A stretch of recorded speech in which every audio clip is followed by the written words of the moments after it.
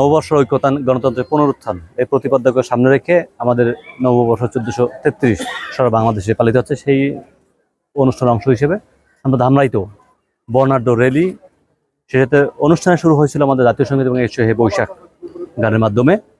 তারপরে সব শ্রেণী পেশা মানুষকে নিয়ে আমরা একটা বর্ণাঢ্য র্যালি আয়োজন করেছি এবং আজকে সারাদিন দেশব্যাপী সাংস্কৃতিক অনুষ্ঠান আছে। সন্ধ্যা 6টা বাজে আমাদের, অর্থাৎ যতক্ষণ সূর্যের আলো আছে, এই সূর্যের আলো পর্যন্ত আমাদের অনুষ্ঠান চলবে। যেহেতু আমাদের আছে 7টার মধ্যে অনুষ্ঠান বন্ধ করতে হবে, তাই আমরা রাতে কোনো প্রোগ্রাম রাখিনি। মেলাটা এখন পর্যন্ত আমাদের একদিনের এই সিদ্ধান্ত হয়েছে, লোকজ মেলা বৈশাখে উপলক্ষে আমাদের লোকজ মেলা অনুষ্ঠান করছে এবং একদিন ব্যাপী।